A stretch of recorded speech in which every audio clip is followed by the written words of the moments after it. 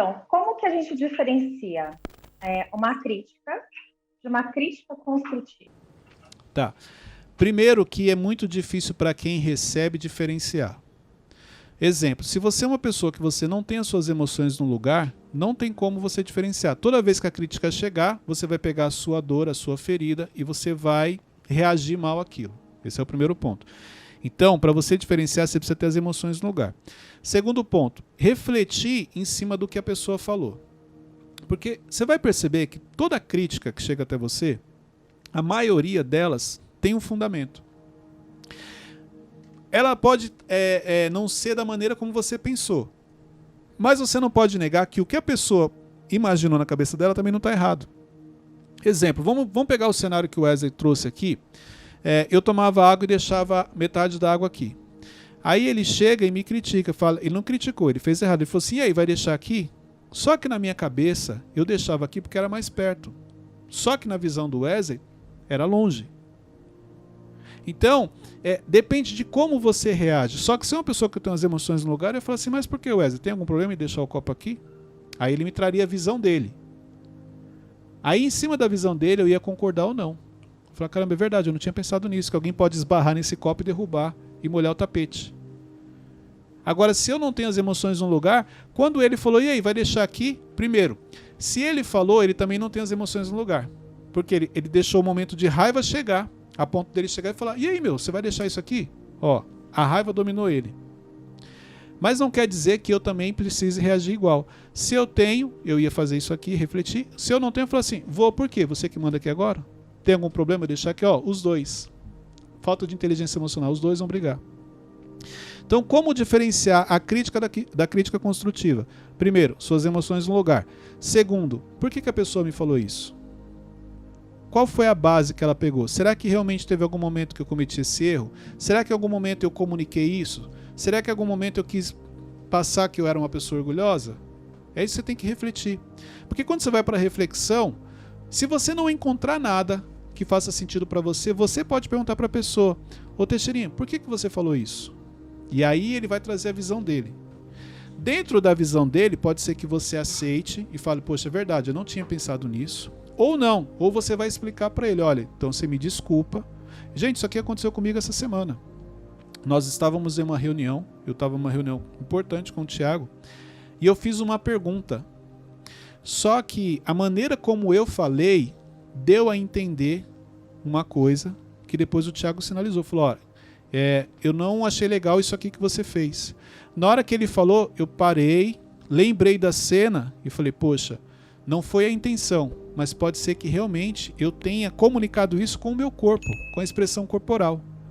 E aí eu não falei nada porque nós estávamos em uma reunião, mas eu falei para ele depois, olha, desculpa, mas não foi essa a intenção. Mas o que você falou eu entendi. E você não está errado. Entendeu? Então é isso, é você refletir por que a pessoa falou aquilo. Será que tem um fundo de verdade? Será que realmente eu não estou fazendo isso? Não estou comunicando isso? E aí onde você acaba separando uma crítica que você acha que é só uma crítica por inveja, que é isso que a gente pensa, né? Não, o Wesley está com inveja. Não, o fulano não gosta de mim. Não, o fulano está me perseguindo. Não, o fulano quer meu lugar. Não. O que a pessoa falou procede. Ela falou errado, igual o Wesley, falou da maneira errada, mas procede. Então, acaba se tornando uma crítica construtiva. Muitas vezes não é o que a pessoa fala, é como a pessoa fala. Uma vez que você se sentiu rejeitado, a primeira pessoa que aparecer, que você se sente acolhido, o que ela pedir, você vai fazer. Então, vamos pegar o exemplo aqui do que a Poliana trouxe.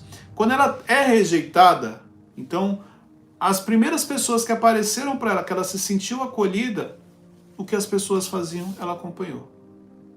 Então, se as pessoas usavam droga, ela acabou usando. Por quê? Porque naquele meio ela se sentiu aceita. Porque o sentimento de rejeição é isso. Você se sente excluído e onde você se sente aceito, tudo que fizerem, você vai querer fazer também. Quantas coisas você já fez justamente porque você queria se sentir aceito? É comum, gente, infelizmente é comum em casa, com os nossos pais, você encontra pessoas que se sentem rejeitadas na própria casa. Então, ela vai lá para fora, tudo que os amigos pedem, porque lá ela se sente aceita, ela vai fazer. Isso aqui é até um ponto de atenção para você que é pai, para você que é mãe. O seu filho não pode ter o sentimento de rejeição. O seu filho não pode ter o sentimento que ele foi rejeitado. Porque isso vai potencializar muita coisa negativa lá fora. E onde ele chegar, que ele se sentir aceito, onde que as pessoas chamarem ele pelo nome, que as pessoas derem atenção para ele, que ele se sentir que ele faz parte daquilo, é um grande perigo. Então eu já preciso chamar sua atenção aqui. Vamos lá. Onde começa? Quais são os ambientes? Eu anotei algumas coisas aqui e eu queria compartilhar com você. Olha só, a infância geralmente é onde começa tudo. Pode ver, volta na sua infância. Volta na sua infância. Você vai perceber que, exemplo, na escola, eu vou te dar um exemplo bem simples aqui. Um exemplo simples na escola. 12 meninos para jogar futebol. 12 meninos para jogar futebol. Ou para qualquer atividade, pode colocar meninos e meninas. Vamos falar futebol para facilitar o entendimento, tá? 12 meninos para jogar futebol. Porém, só jogam 10, 5 para cada lado. Vão sobrar 2. Como que é feita a escolha? Para o ímpar, cada um escolhe 2 pessoas, cada um vai montar o seu time e vai escolhendo um de cada vez. Então, fulano, ciclano, vai escolhendo. De repente, sobraram 2. Qual é o sentimento que esses 2 vão ficar? Qual é o sentimento que esses 2 tiveram? Estamos falando de criança, tá? Uma atividade simples, vai jogar bola. Mãe, posso jogar bola? Pode. Vai sobrar 2, que esses 2 vão ficar de próximo. Quando o time perder, esses 2 entram. Qual é o sentimento que você fica? Olha para você ver o desafio. Por quê? Porque você não foi escolhido, você ficou de fora, agora você vai ficar do lado de fora esperando. Quando acabar, começa. Então, aqui já começa uma rejeição. Ó, o Santo colocou, eu sempre era o último.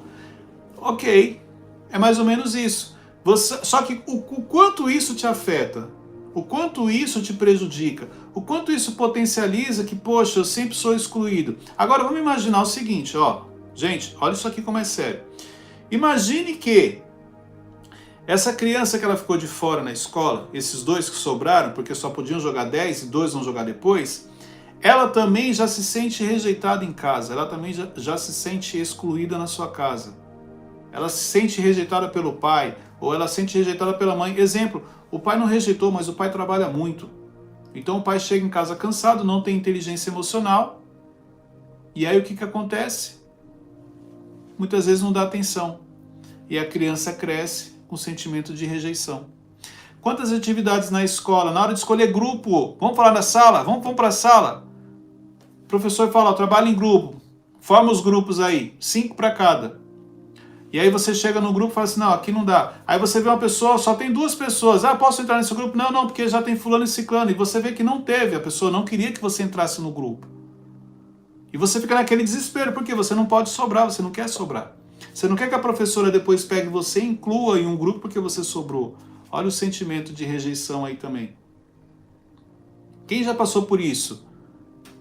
Quem já passou por algo que eu falei aqui na escola? Um trabalho simples de grupo. Onde você chega, que você quer fazer parte de um grupo, mas as pessoas não querem que você faça parte daquele grupo. E aí você se sente rejeitado. Eu estou falando aqui na infância. Vamos vir para a adolescência? Vou trazer aqui a memória algumas coisas de vocês. Por que eu estou trazendo isso aqui? Porque muita coisa vai fazer sentido para você. Muita coisa vai fazer sentido para você aqui. Olha só, a Cristina está toda hora perguntando, mas não é, Cristina? Calma, respira. Respira. Vai acompanhando a live que daqui a pouco você vai entender o que eu estou falando. Primeiro eu estou trazendo aqui as lembranças. Ok? Vem para a adolescência. A adolescência começa bullying. Começa apelido, começa a tirar sarro, começa a te chamar de uma série de nomes. Imagina a cena, todo mundo rindo de você, todo mundo dando risada. Qual é o sentimento que você tem? Não precisa pedir desculpa não, Cristina. Calma, só respira, calma. Vamos lá. Imagina na adolescência quando começa os bullying, começa a colocar apelido e é engraçado porque... Não precisa se desculpar, Cristina, fica tranquila. Cristina. E é engraçado porque assim, a criatividade nessa fase é incrível. Se você pegar, gente, é sério. Tem apelido que às vezes você recebe na escola, quando você chega e conta pro seu pai, às vezes ou sua mãe, é tipo eles dão aquela disfarçada, mas eles param e falam, caramba, como eles são criativos. Então, isso daqui vai potencializando. Olha só, não, gente, é difícil pegar uma criança que não passou por alguma situação dessa e em algum momento não teve o sentimento de rejeição. Quando chega na adolescência, aquilo vai potencializar. Cleiton, e se a verdade ela for ferir demais a pessoa? Qual é o limite? A verdade ela tem que ser dita sempre, Adriane. Eu não tenho como trazer para você, o limite é esse aqui. Dentro dos meus valores, dentro do meu entendimento, a verdade ela precisa ser dita sempre. Então não dá para falar assim, olha, se vai ferir a pessoa, não tem como. Porque tem a questão do arrependimento. Então eu penso muito assim, eu errei, eu vou precisar falar a verdade. Aquilo vai ferir a pessoa. Mas eu me arrependi. Aí você tem um arrependimento onde Deus vai te perdoar se você realmente se arrependeu. E em cima disso, você tem aí também um trabalhar de Deus. A pessoa, agora o que você não pode é cometer um erro, mentir para a pessoa e não querer que a pessoa fique chateada. Não tem como. A chateação ela vai vir porque é um ser humano, como se fosse com você.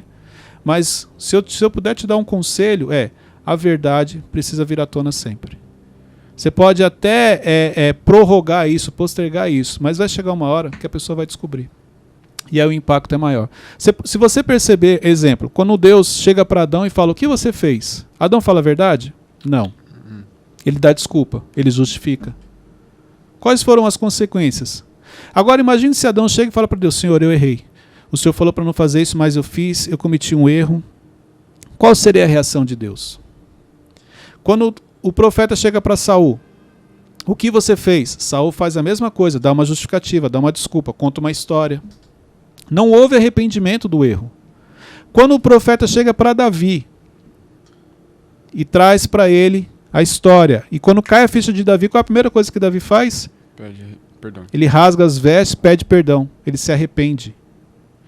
Claro que isso não impediu ele de sofrer as consequências, mas você percebe uma diferença na pessoa que se arrepende, a pessoa que assume, e na pessoa que tenta contar a história, tenta justificar.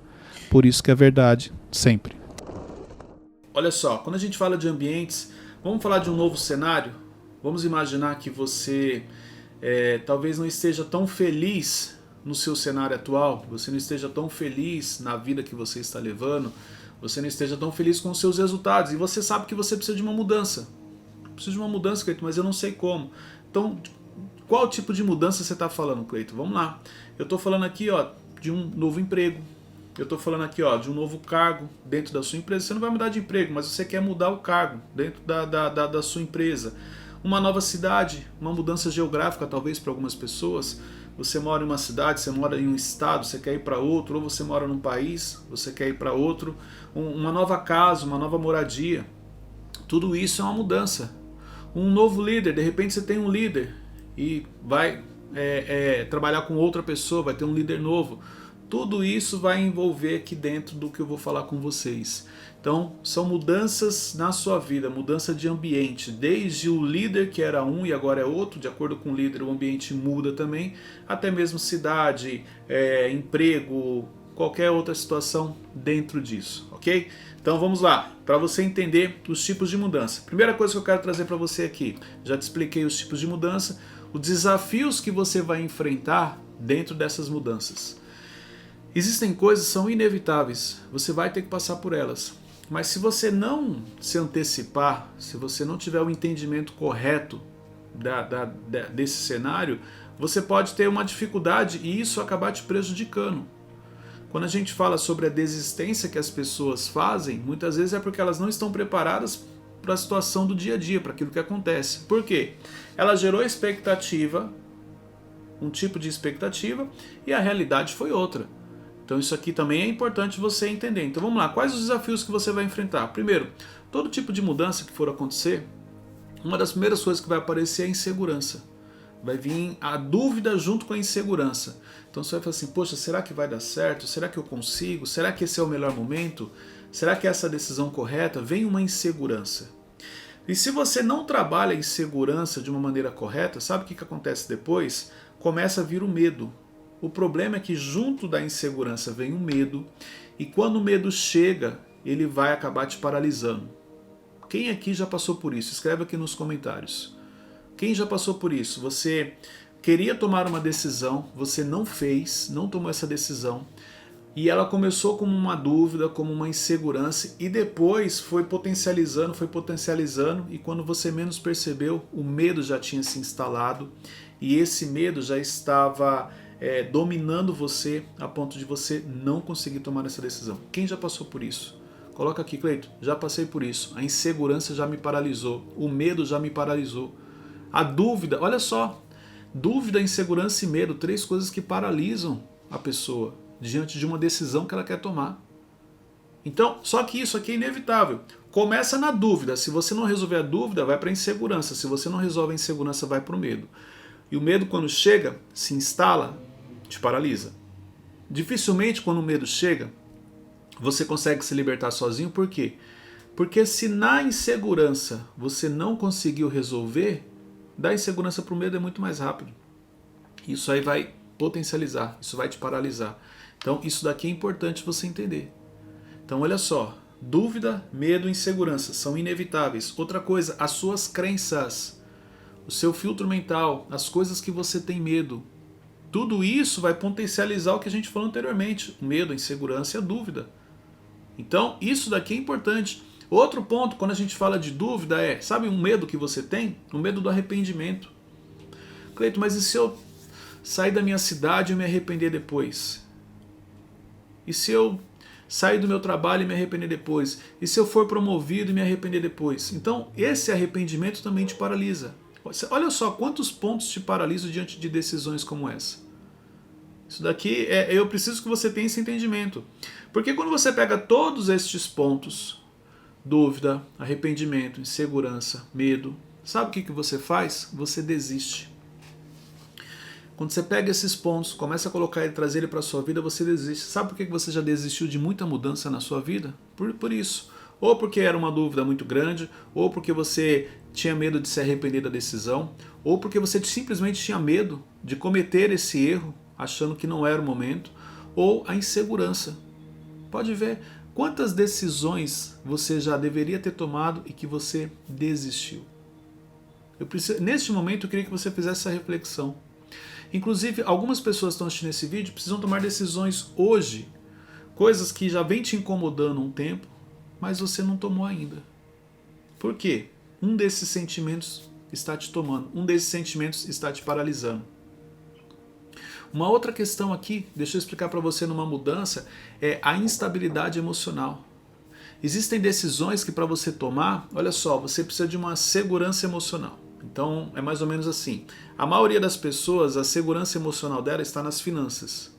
Então assim, se eu tiver com dinheiro eu faço, eu tomo essa decisão, para mim é fácil. Não é bem assim, tá? Outras pessoas, a segurança emocional dela está em outras pessoas. Então, exemplo, se a minha esposa me apoiar, eu vou fazer. Se o meu marido me apoiar, eu vou fazer. Se o líder falar que eu consigo, eu vou fazer. É a sua segurança emocional. E essa instabilidade emocional, ela te paralisa. Ela te prejudica. Por quê? O ser humano ele tem dificuldade em lidar com a instabilidade. Pode ver. Então, o que está te paralisando na decisão que você precisa tomar, ou o que te levou à desistência, muitas vezes é a instabilidade emocional. Você não se sente bem. Aquilo mexe com você, você não se sente seguro. Por isso que você tem sempre uma segurança emocional, que se aquilo acontecer, você toma decisão. Então, estou te trazendo essa clareza porque para você que precisa fazer uma mudança, para você que tem que passar por um processo de transição, para você que já está há um tempo querendo fazer algumas coisas e não consegue. Aqui é a dica para você.